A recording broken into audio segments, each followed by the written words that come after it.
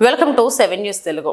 హైదరాబాద్ లో పెళ్లి ముసుగులో మోసాలు, బ్లాక్ మెయిల్ ఘటనలు పెరుగుతున్నాయని పోలీస్ కమిషనర్ వీసీ సజ్జనార్ హెచ్చరించారు. నిశ్చితార్థం తర్వాత డబ్బు, అదనపు కట్నం కోసం వేధింపులు చేస్తున్న వారిపై కఠిన చర్యలు ఉంటాయని ఆయన స్పష్టం చేశారు.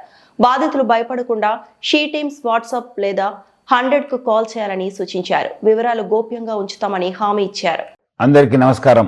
ఈ రోజు నేను ముఖ్యంగా ఆడబిడ్డలకి, వారి తల్లిదండ్రులకి ఒక ముఖ్యమైన విషయము వాళ్ళ దృష్టికి తీసుకురావాలనుకుంటున్నాను. అందరికి తెలుసు, ఆడబిడ్డలకి పెళ్లి అనేది ఒక ఇంపార్టెంట్ ఘట్ట.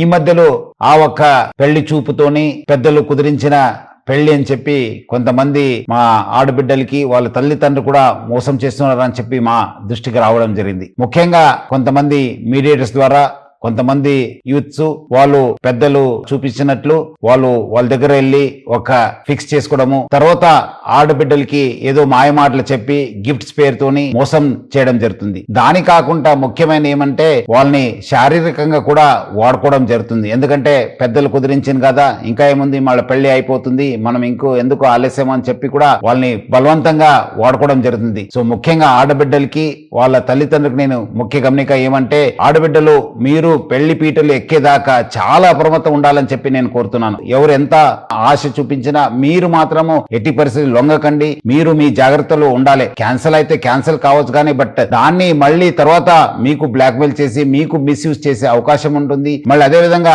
వాళ్ళు మళ్ళీ వేరే వాళ్ళని కూడా మోసం చేసే అవకాశం ఉంటుంది. సో ఎవరు కూడా మీకు పెళ్లి చూపులు అయింది, మీరు ఫిక్స్ అయిపోయింది, ఎంగేజ్మెంట్ అయిందని చెప్పి ఆ ఒక్క ఆశ తీసుకుని మీకు మోసం చేసే అవకాశం ఉంటుంది. అందుకు మీరందరూ కూడా బాగా అలర్ట్ ఉండాలి, తల్లిదండ్రులు బాగా అప్రమత్తం ఉండాలి. అట్లానే హైదరాబాద్ సిటీ పోలీసులో చాలా పక్కద్బందిగా మా సి టీమ్స్ పని చేయడం జరుగుతుంది. మీరు ఇమీడియట్లీ మా దృష్టికి తీసుకురావాలి, లేదంటే మా ఒక వాట్సాప్ నంబర్ కూడా ఫోన్ చేయాలి, లేదంటే డయల్ 100కి ఫోన్ చేయడం చెప్పి నేను మరీ కోరుతున్నాను హైదరాబాద్ పోలీస్ తరఫు నుంచి.